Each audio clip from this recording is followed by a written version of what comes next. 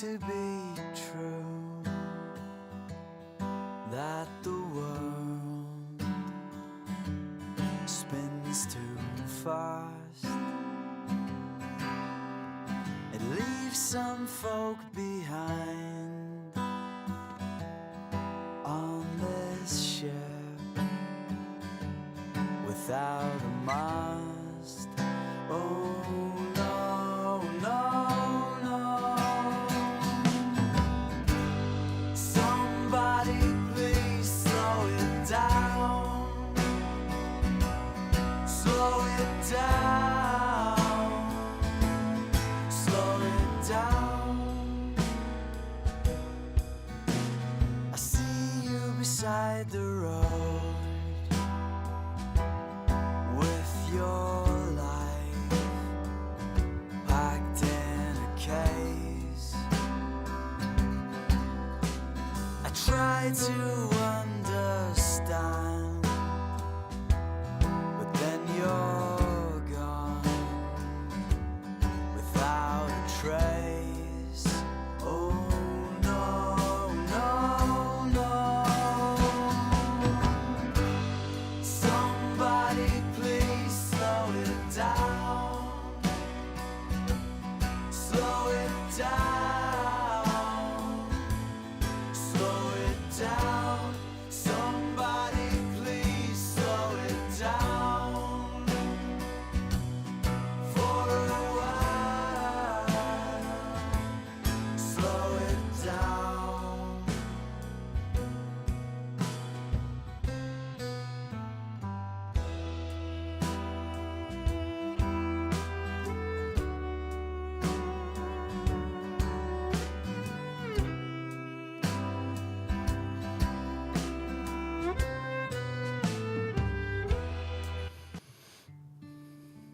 Welcome back to We Are Already Free, Beautiful Humans. I am so excited to be here.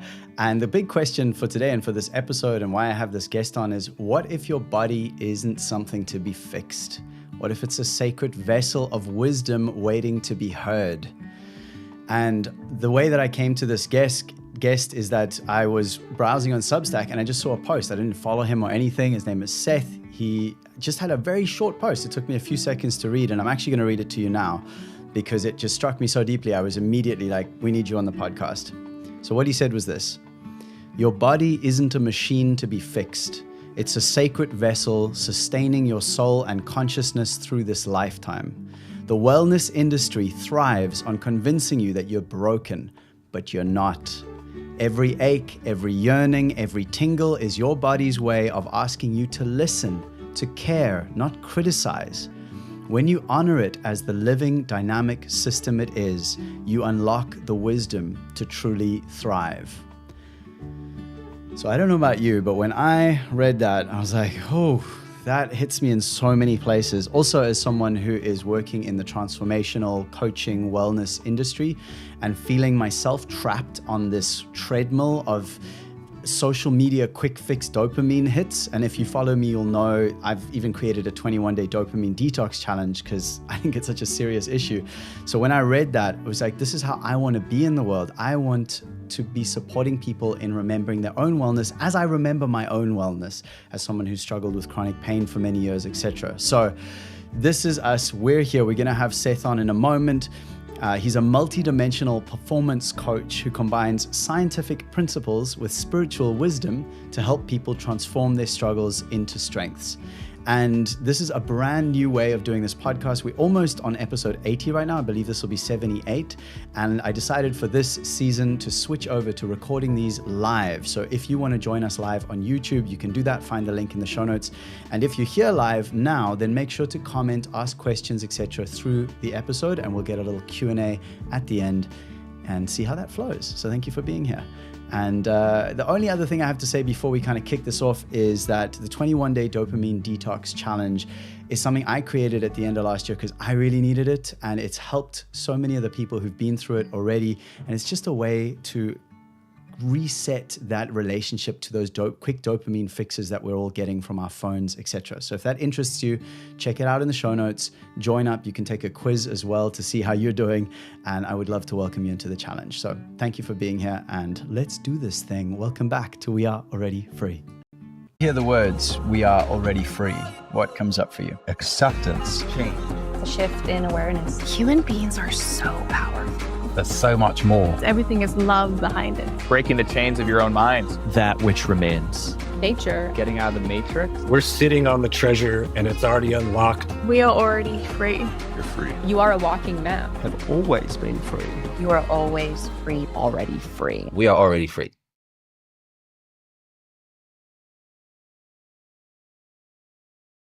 And there he is. Hello, welcome, Seth. It's good to have you here, brother. So good to be here. Oh man, what a blessing. We're both wearing light t-shirts. I don't know why that matters, but it seems important to say. Where in the world are you right now? I'm in Central Florida, on the Treasure Coast. Yeah. The Treasure Coast. I've never heard that term before. Yeah. That sounds rad. My wife and I like to joke that like we're holding down some good energy in Florida. It's not all Florida men and what have you. Yeah, I know. I must say, anytime I look at anytime I see a clip on Instagram that is about Florida, it's generally someone wrestling a crocodile or something like that. Yeah. So yeah, it happens. Real. Nice. So, I mean, let's just dive straight in, man, to that post that you made, which was, I know you were just mentioning before we came online that you're writing a lot of long form. And it's interesting to me that piece that was just short form, it just encapsulated such a critical message for me. This idea of sacred vessel, like what is the body? Is it a machine or a sacred vessel? And like, how did you get to that space? I mean, is that something you've kind of been working on for a really long time, or how did you come to this understanding that actually our society does not acknowledge pretty much at all, modern society, that we are more than just a machine to be sort of serviced like a mechanic?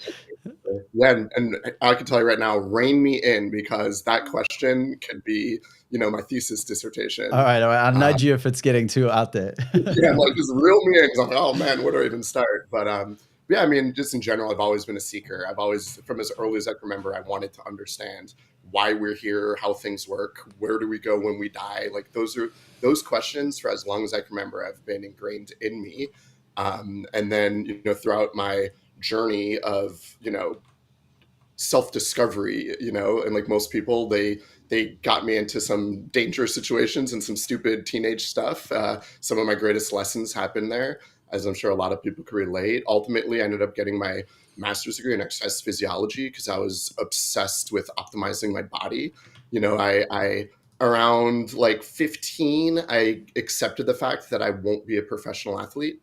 As like a kid, that's like the dream, right, for all kids. And So just being like, all right, well, that's not in the cards for me, but I want to be in that world, and I want to figure out how to like optimize the body. And I thought at first it was just like bigger muscles, faster running, jump higher, only to realize that's such a small piece of the equation, and all the other parts that come with it, the mindset, optimization, what motivates us, what inspires us, why do we do the things we do? So throughout my journey, I just continued unraveling the different dimensions of what makes a person thrive, to come to the conclusion that the way the world is structured is not designed for us to thrive. It's designed to keep us in negative feedback loops to continue to buy the product, right? To continue to hate and self-loathe ourselves to get the next quick fix. Dude, I need to right there, what you just said there. I want to hear a little more, like you maybe you were going to dive into that anyway, but I just want to hear a bit more about that. Like, how does this modern society, or how do you see that our world as it's set up right now keep us in this cycle, in this loop? Like, what's happening there? Yeah, well, just the way capitalism works is more equals better. And there's no such thing as, we need 3% growth every quarter.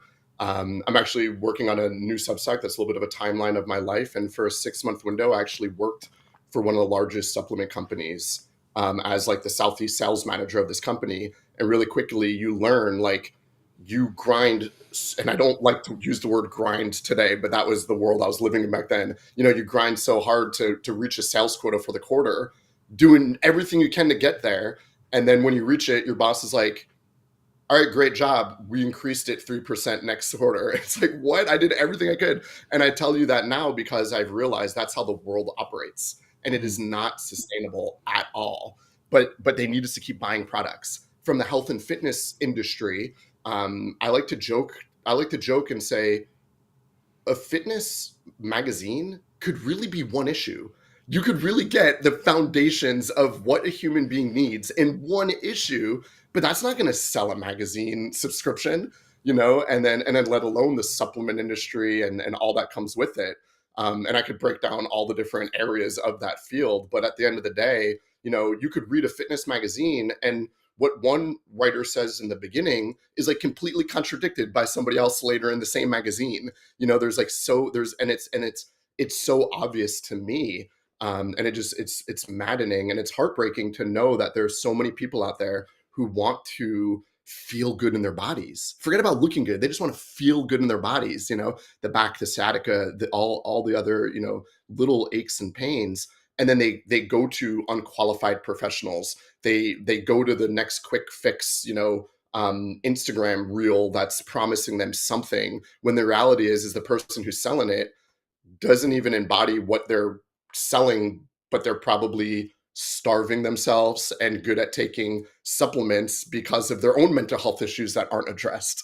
So to call myself a multidimensional coach, it really came out of being seeped in this industry and realizing that like the person you idolize with a six-pack, they have their own mental health issues. They deal with them by monitoring and withstanding from eating to have a physique because they think that will make them happy. And then it just becomes this awful feedback loop of real just subconscious trauma responses that we're all just continuously colliding into one another, not getting anywhere. Dude. Yeah, well said. I mean, this is, as I said at the intro, this is something I'm wrestling with myself, is like, and also that fine line between when is it okay for me to serve others when I still have my own stuff I'm navigating? But then, I mean, I'd be curious about you. I don't think I'm ever going to stop navigating stuff. Like I don't, maybe I am, but like, I feel like if I'm helping someone with the stuff that I have dealt with a few years ago, then that's kind of like ethical. But if I'm trying to help someone do something that I'm still not doing, then I think that's where it gets messy for me. And I actually would love to hear from you just around this. You were saying a bit about it before we came online, but this thing of how to be someone who's sharing specifically on the internet, running a business on the internet, running a business that's about helping people to heal themselves and be well, how to do that ethically. How do you do that ethically? Especially when I'm not anti-capitalism, but I'm anti like oligarchy capitalism of kind of what's happening, at least in the States right now. So again, it's like finding a sweet spot amongst so many different areas, but at the end of the day, it really comes down to just practicing what you preach and embodying the lessons that I'm sharing with others. That's really like the secret sauce for everything. There's nothing I don't offer or recommend or suggest to somebody that I haven't, tried and or am currently doing. And you're absolutely right. I let everybody know from the get-go, I will be on my deathbed reading a book, or who knows if I'll have books by then because I have a long life to live. But I'll be learning up until the very end. And for anybody who tells you, they have the answers and they've reached, enlightenment or whatever you might hear people think, to me, that's just an immediate red flag of I can't take this person serious, because we all are going to continuously be learning and unpacking and unfolding and synthesizing. And like you said, sharing your experience with others, good, bad, ugly, is the best way to inspire them along their journeys. And, we're all unique individuals and we all have our own life stories, but at the same time, they're themes, they're common themes that we've all experienced. So I'm a firm believer that we're each other's medicine, and I learn from everybody that I work with, and they make me better. So it's a continuous spiral of self-improvement and growth that I believe is the only way to really make the global shift that so many of us want to make. It starts with the internal self-development, personal improvement, and then it turns into a collective evolution as enough people kind of get on board with the same mindset. Yeah, well, this is so around the mindset and around, because it's like you said earlier, when you studied in the very scientific method in a way, and like the most up to date, or like this is how you be strong, this is how you have a healthy body. But then you really have come at it now like multidimensional. I mean, there's a big calling there. There's a big invitation to something spiritual and to something beyond the physical. So how do you marry these two? Where do you see that there are alignments? Because I mean, I don't know where you're at with the stuff that went down a few years ago on the lockdowns and everything, but like when they were just saying the science, it's like that kind of mentality hasn't really served us or doesn't seem to serve real health. So how do you marry so-called science and then this idea of being multidimensional and spiritual? Yeah, absolutely. Well, for me, I hear you on the complexity of science, and I hear you on, with some people, the dogma they have towards science.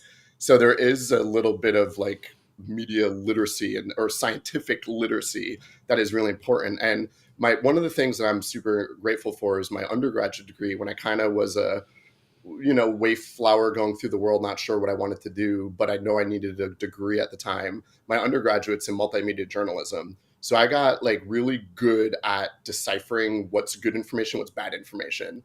Then during my master's degree in exercise physiology, I was like deep in scientific study all the time. I mean, all the time. And you get good at like, reading an abstract and being like, oh, this person's got an agenda. This study's founded by the person selling, the product or what have you. You get good at discerning things. And that's something that I 100% take for granted. My wife and I both have a problem where every time we learn something, we assume all of the world knows it. And that's something that we've been like unpacking over the last few years of like, whoa, that couldn't be further from the truth. But regarding, so it really comes down to, with the science, with the work that I do, it's like, wow, this new system for hypertrophy, muscle gain, it's telling me to not do it the way that, I was taught, but now this new science is coming out saying I should be doing slower eccentric, load on that, whatever it is. I'll go to the gym and like it's a laboratory and then practice it. How do I feel a difference? Like I said earlier, I want to embody everything that I share with people. And then how you bridge, or how I bridge, the spiritual side of it and all the other things that you mentioned, working with thousands of people over the course of the last 20 years, from professional athletes to just like general pop to 80-year-olds, the theme that everybody had, the people that got the best results had, were faith in something bigger than themselves.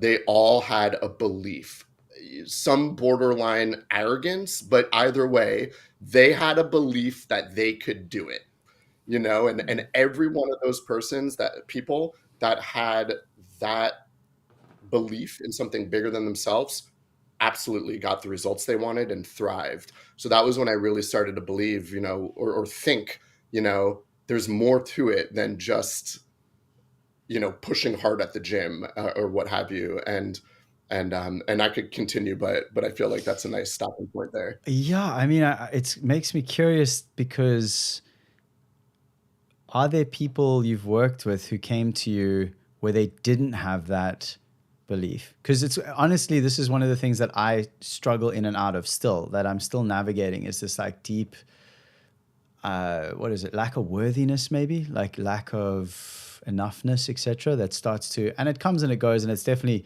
very different to how it was 3 years ago, 5 years ago, 10 years ago. Yeah. So the work I'm doing now is so different, but at the same time, I'm still like, there's that root, man. It's still going on. And I wonder how much that's holding me. I know that's holding me back from some of the expression that I want to be bringing through. And do you find that, like, is there hope for people like that? People who, What is the process for something like that? I mean, I know it'll be different for different people, but if someone comes to you and they're doing the workouts, they're pushing hard, they're like, I'm doing the thing, or they're not, they're just completely collapsed and fallen apart, like given up, and they don't have that little spark of, there's something beyond me that I can believe in, that's going to carry me through this. Yeah, that's such a beautiful question. And there's hope for everybody is an absolute understatement, and as you know, and tying in with the other things we've already talked about, like, I'm a firm believer that we are all whole beautiful sparks of consciousness, sparks of the divine residing inside of each and every one of us. However, from the minute you're given a name, right, as soon as your parents said, you're Nathan, that's our first obstruction from that pure it inside of each and every being. Then just life, not even getting into like awful traumas, just general being alive today, is traumatic and continues to obstruct us from that pure spark inside of us. So for me, it all starts, everybody that, people come to me like, I want to lose weight and put on muscle. And the first thing is like, all right, well, first you need to recognize that spark inside of you and all beings. Second of all, you need to just get clear on your values, who you are and how you want to show up in the world. We could start talking about like, what do you believe in? What's the big, but just starting with the foundations, who are you before the world told you who you are? How do you want to show up in the world? What are the things, for me, what are the things I want my son to know about me, or how do I want to show up for him? So starting with that foundation ultimately answers the bigger questions. But like I said earlier,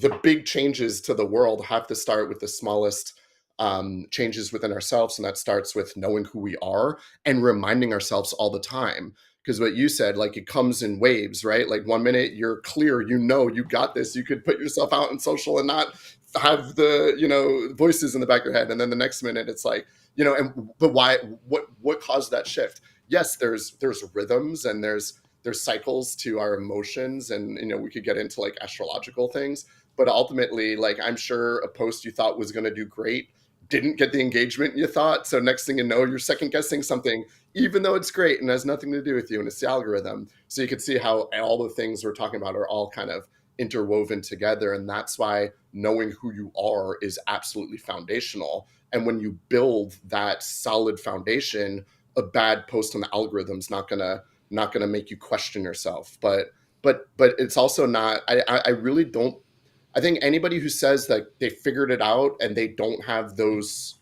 thoughts are lying to themselves. Because ultimately, like, it's a part of being human. And that's also, we become better through feedback loops. So when you hit those moments of doubt, those are opportunities for growth. So when you hit those moments of doubt, beautiful, that means you're human. What are the tools? What's the foundation? What is your bigger vision? And then you realize how silly those self-doubts even were in the first place. Right. I love that. It's been definitely an empowering thing for me to think of everything that's happening as a gift or as a medicine or something specifically for me or through me, not this idea of why is this happening to me. So I love that. And to what you were saying, you talk about these incredible, how important it is to have all the dimensions online. And I think you specifically said physical, mental, emotional, spiritual, relational, and sexual, that like having those all online is what creates transformation. And if any one of those is not online or not aligned or balanced, that it's going to throw everything else off.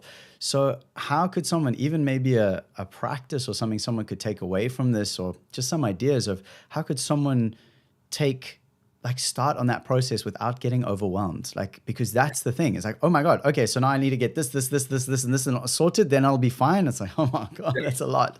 Absolutely. And from just like early on in my career, when I was just focusing on the physical body, I noticed the archetype, which is very common, of, I'm going to, their first day coming into me, I'm going to do everything. I'm going to eat perfectly. I'm going to supplement. I'm going to be there 5 days a week. And I'm just like, no, you're not. Like, just stop lying to yourself. And even if you could, it's not sustainable and it's not going to serve your greater good. So let's strip it back and let's get realistic. And I love the way, and like, you nailed all the dimensions I work in, and it's infinite dimensions, right?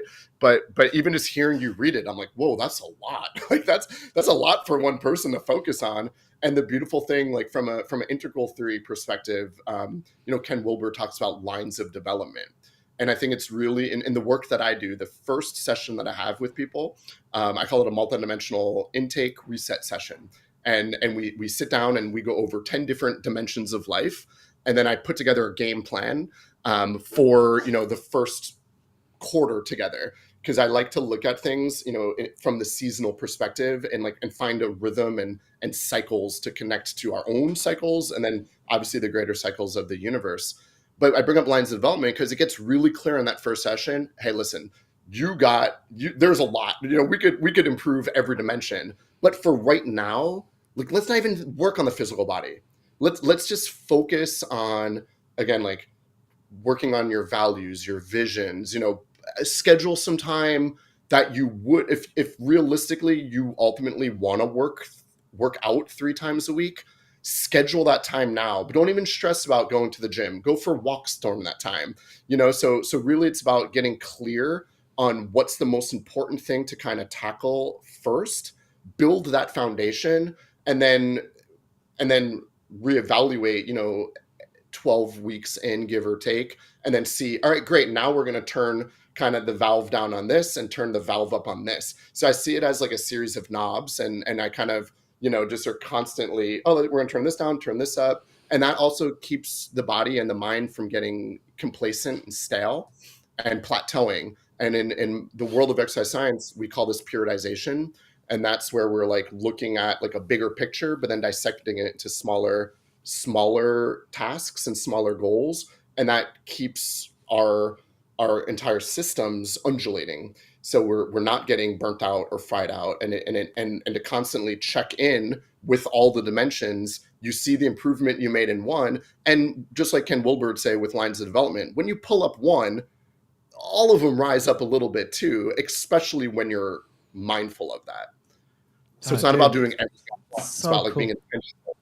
That makes total sense to me. It's interesting because I'm kind of realizing that we're all talking about exactly the same stuff, but we just play with this idea of talking about it in different ways, using different language in the ways that make sense for each of us. So for example, I've just been working on, for my own joy and also for my clients and the members in my Already Free Academy community, but this thing I called the weird life system. Because the original meaning of the word weird was one who controls fate. I don't know if you knew that, but when I learned that blew my freaking mind. And I've always been the kind of person who was like, I feel like I'm a weirdo. And most of the people who are my clients or who work with me in my community have that same, like, I just always feel like I've been a bit of a weirdo. So I'm like, well, that's a compliment. And our society, as with so many things, has made it seem like an insult, but it's actually a compliment. And so I made this acronym that's weird. It's like well-being, expressing, interconnecting, resourcing, and dwelling, and kind of like covering these different areas of a life. And then it's again about how do I do this without getting overwhelmed? It's like we go through that and just see where are you in each of these right now, and which of these, if you moved forward a point or two, would have like a massive impact on everything else. Like which is the one, even if it's already got a high, like you're already an 8 out of 10, but if you move to a 9 out of 10, everything else would automatically go up a point or two. Like that's the one to focus on. So everything you've just said is so beautifully interconnected and intertwining with what I've been sharing as well. I love it. Awesome. I love that. And yeah, and I know you relate to, I'm sure you relate to this, but it's like, we're all just like tapping into the same, universal wisdom. And then it's just running through the filter of what this vessel has experienced. And that's how we, for me, it's like coaching, analogies and game plans and for you. So it's just beautiful how it's like, we're all tapping into the same, bigger field and sharing it through experience. I love that. I love that so much. And there was a question I had a while ago that's kind of evaded me now. Yeah, it was about somatics. So I've actually just started studying another certification, which is amazing. I feel like it's the piece that I was kind of just like missing, that wasn't quite getting these beautiful clients with amazing results. And then sometimes just hitting this thing of like, something isn't shifting here and I can't work out why, and I've done breath work and ice baths and mindset, and yet there's this piece. So I'm actually doing something called body-based breakthrough, which is just such an epic vibe. And I know you speak to somatics. So what is your experience? How does somatics like tie all of these bits together? Because we could talk about this shit till the cows come home. And for some people it would help, but for some people it would make zero difference. So what is somatics? Why is it important to you? And what's your understanding about it? Yeah, beautiful. Well, my understanding, again, comes through my life experience. So starting with the body, as an exercise scientist and a strength and conditioning coach, it was the gross macro body, right? Bigger muscles, better performance, mobility, flexibility, the degree that I have. If a physical therapist it works as a rehabilitator, my education taught us to be we do prehab. Excuse me. If a physical therapist does rehab, we do prehab. So it's all about designing a body to perform at its best and to not get injured. And I thought that was it, right? Like I thought I solved the questions I was looking for. Obviously, then as I go deeper into my training, starting with some of my yoga meditation, started to see bigger connection to the more subtle body, but really going through about 2 years ago, I graduated from the Institute of Authentic Tantra.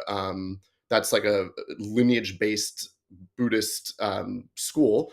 It also qualified me to be a sexologist. So that's just like a little sidebar there. But during that training, I really began to understand the subtle energy body, and not just like chakras from a kind of new agey way, but truly understanding, the energy body that makes up the nadis and the chakras, and really, this is the part that my unique background allowed me to synthesize, really understanding how that system completely weaves together with our nervous system, and really seeing how the fascia in our body is the conduit for that subtle energy, for some would even say that consciousness. So as you, and then you understand, I mentioned trauma earlier. We define, and by we, my wife Ganga Devi and I work together in pretty much everything we develop, understanding that trauma is any unexpressed event, emotion, or experience that gets stuck in our body. Well, it doesn't get stuck in your bicep like in a gross lump. It's in that subtle energy body. It's there. And every lie you've ever told, every abuse you've ever given or suffered that you're not actually expressing and talking about or writing about and letting it move through your body is all stuck in our energy body. And that's not just a woo-woo concept. It's actually stuck in our fascia body.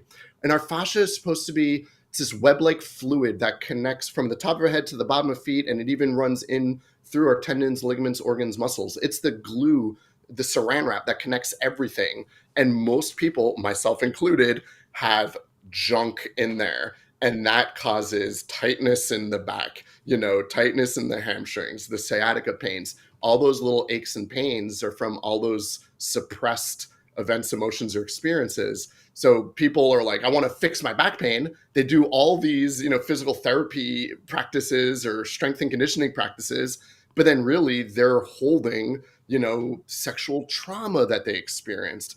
And they, and what we suppress will be expressed. And that usually shows up in those aches and pains. So going back to the post that you read to start the podcast, I even mentioned, sensations and tingles. Those are all signs that there are things that need to move through and work through. And again, like coming full circle, in order to get the big physical breakthroughs that you want, it has to start with the gentle soma. So understanding the subtleness of the body and understanding that it's not these big movements, it's those subtle remembrances. It's checking into, you got shoulder pains. Okay, move your shoulder ever so gently. Listen to your body. Are there things that need to be expressed? Where are you holding that tightness, that stuckness? And I'm not saying you need to like go and confess all your sins, although, there are benefits to that, right? But like write it on a piece of paper, write all the things you wanted to say to that person, shred it up, rip it up, burn it up, and you'll be shocked how much better you feel in your body.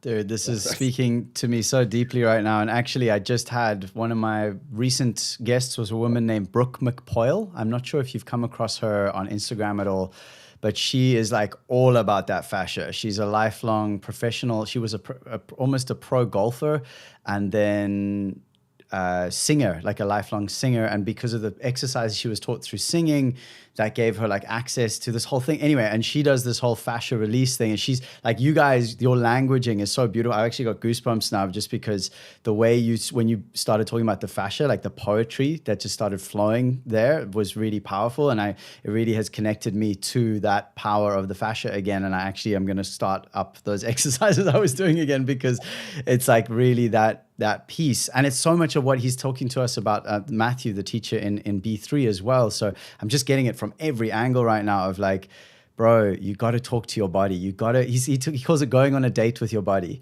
Like, when did you last go on a date with your body? And so everything you've just said is so beautiful, man. I hope everyone listening to this is like, not just taking notes, but like receiving, like listen to your body, peeps.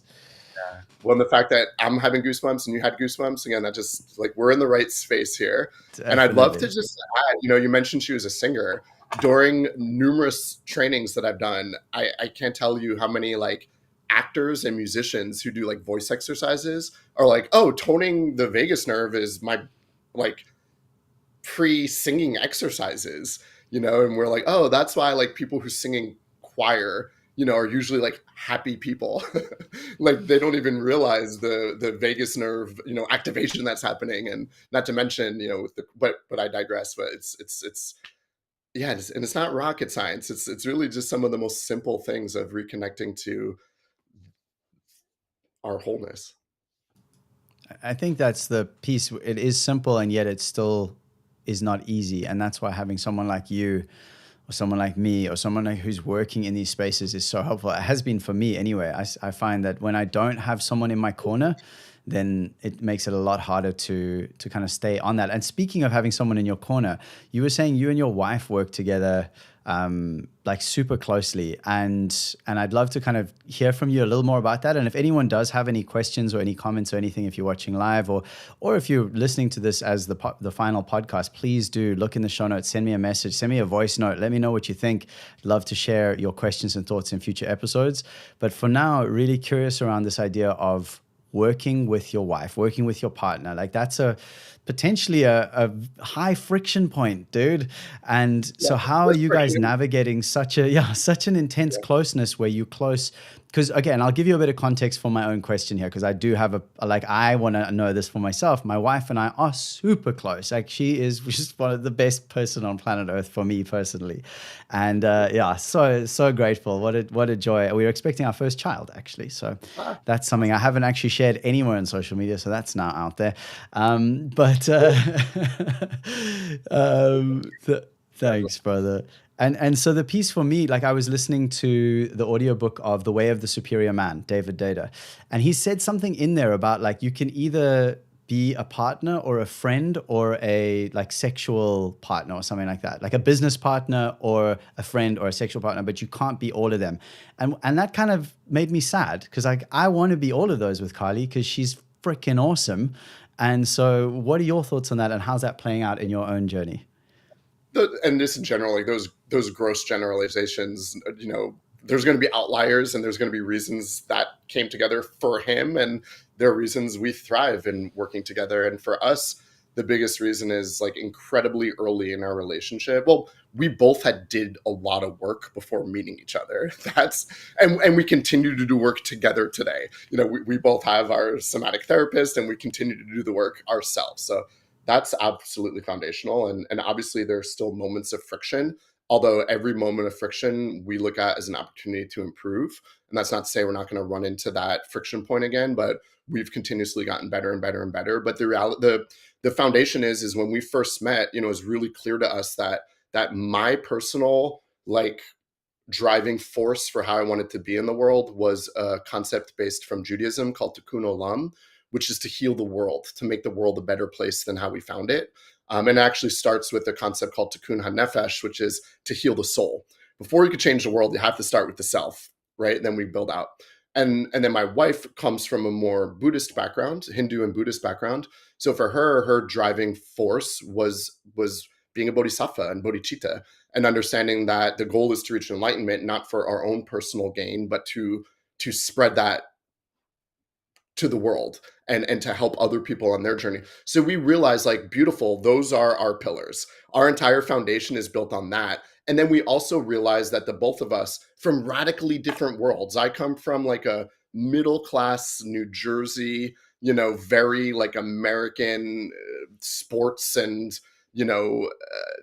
world, and she was born on a interfaith ashram, in the Ramdas Neem Karoli Baba lineage, like completely different. But we realized if you strip away, the external, we both had like that same foundational drive, and we both realized our gifts were helping people remember the inherent greatness that's inside of them and helping them reach their full potential, discover what the potential is and reach it. We were just coming from it from different worlds. And through, the 8 years we're together, we really like synthesize and trial and error everything that we've learned to get to this point, and it ultimately just fit together perfectly to be an entire system. So that's like our brand is called Amuna, which is actually a Hebrew word that is bigger than faith. It's bigger than belief. It's that certainty that, whatever it is you have Amuna in. But I say all that to really build, like, we're coming from different places, but with the same vision. And we love to continuously improve, and working together gives us these constant opportunities to improve. Plus we before we started the interview, I mentioned we check in about, how our day's going, personal, professional, emotional, somatically. And as we do those check-ins, she gets to know my clients, I get to know the organizations that she's working with, and then I get to be a soundboard and vice versa. So for us, like, we don't even see a world where we couldn't be in flow and harmony together, because it's just how we externally process. And it works for us, but I understand that's not the reality for everybody. Yeah, beautiful. Well, thank you for sharing your experience. And I suppose there's something so beautiful in what that does for all of us, giving us the capacity to then experience reality broader and broader. And my wife's listening, and she just texted me. She's like, yes, our values, I just want to give, our core values are present not only in our professional and emotional and spiritual lives, but also our sex lives. So that's something, and I'm glad that she threw that in there, because not a lot of people want to talk about sex, but it's the driving force behind absolutely everything. And very early on in our relationship, we realized we're having a non-monogamous relationship with God, and we definitely like bring spirit into the bedroom with us and make everything we do sacred, including our sex life, and that's definitely a huge point, of us thriving together. Beautiful. I love that so much. And I mean, I love talking about sex personally. I think it should be talked about a lot more. And it is also something that I'm starting to realize, like, I'm reaching a point in my own nervous system maybe, or in my own journey, where I'm realizing I am stuck up on some stuff around sex. Like, I really enjoy sex. I have a great time with it. My partner and I have made a baby, and we have a great time together. And there is this sort of deeper layer that I'm aware that there is this like dropping. I'm actually realize I'm quite goal oriented. Like, I'm often thinking about the orgasm, especially for her. And then about myself, about not having the orgasm, because then the whole show's over. And so it creates this dynamic of stress where I'm thinking about the thing and not the thing, instead of just being like in the state of flow, which I have experienced many times in sex. But I'm curious around, like, do you have a specific foundational practice, or is there a specific way that you recommend people who are curious in going a little beyond the surface of just, we're just bumping uglies? It's a terrible term. I don't know why that came to my mind, but like there's something more than this beautiful.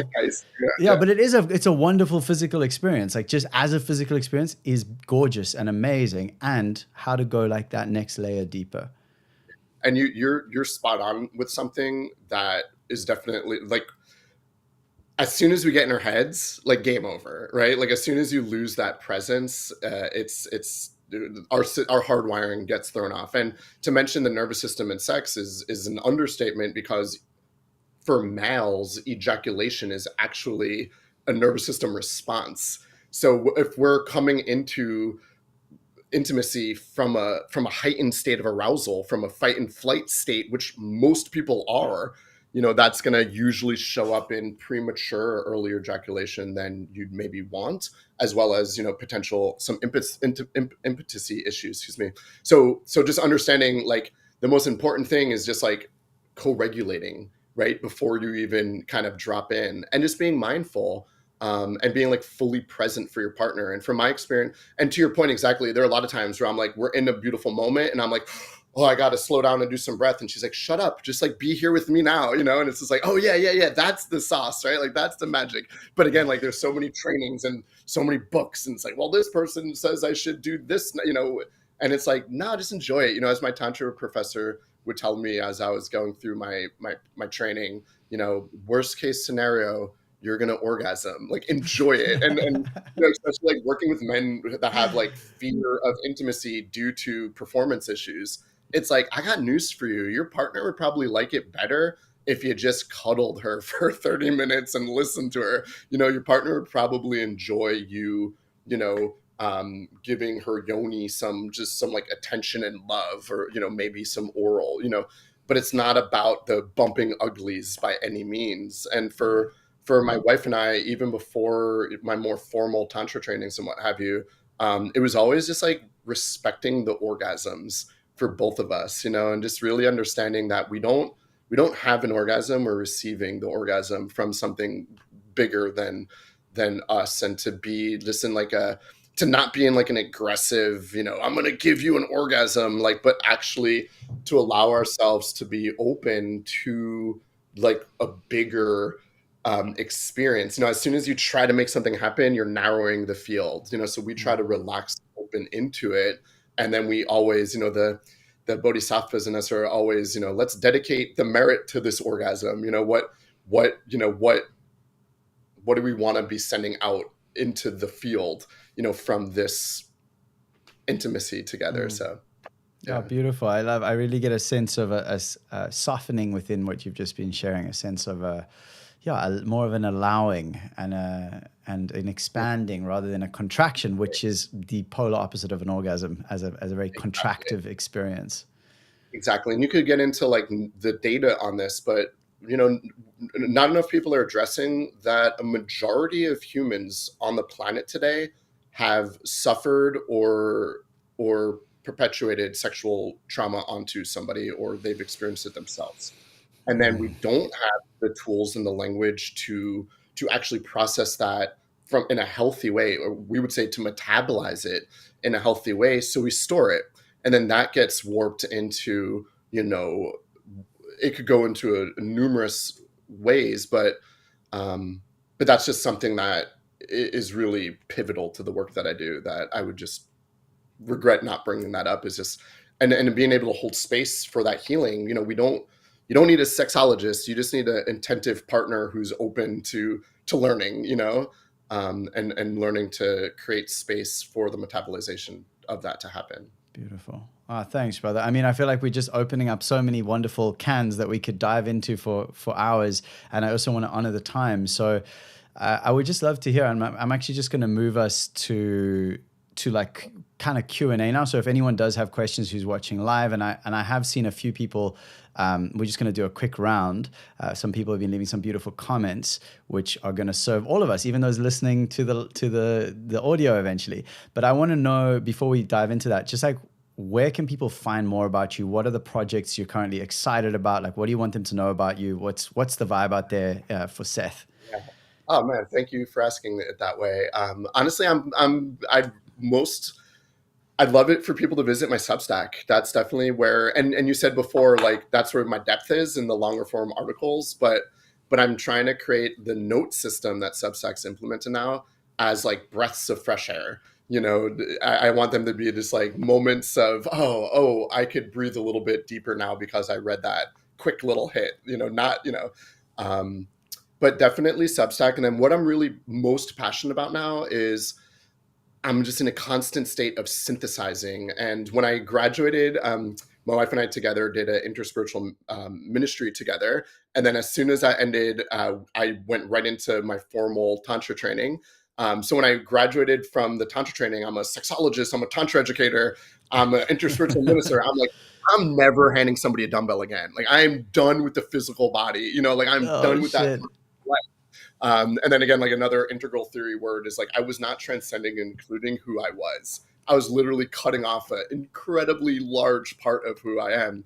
So I only say that because I've really focused on the last year and a half, 2 years of synthesizing everything that I do into multidimensional performance coaching. And I'm currently launching like a beta project called Steady Strength, where it's a one-on-one coaching container and or mentorship. I find that I've been working with mostly fitness professionals that want to bring more depth and dimensions into their work. But a container to help people really understand the internal shifts that must happen, mentally, emotionally, spiritually, alongside the physical aspects of it. And it's not necessarily like a big meat and potatoes strength and conditioning program. It's really based on somatic awareness. And Moshe Feldenkrais, who, if you don't know, is just like one of the absolute OGs that everybody should know about. Another person you'll read about and be like, oh yeah, he's talking my language. But brilliant person, everybody should read and know about. But kind of in his methodology of like, I've broken down body movement into 7 foundational movements. And if you look at any workout, any exercise, they're doing these 7 movements. So the way that I've synthesized my work is like, let's just get really good at doing these movements without any weight.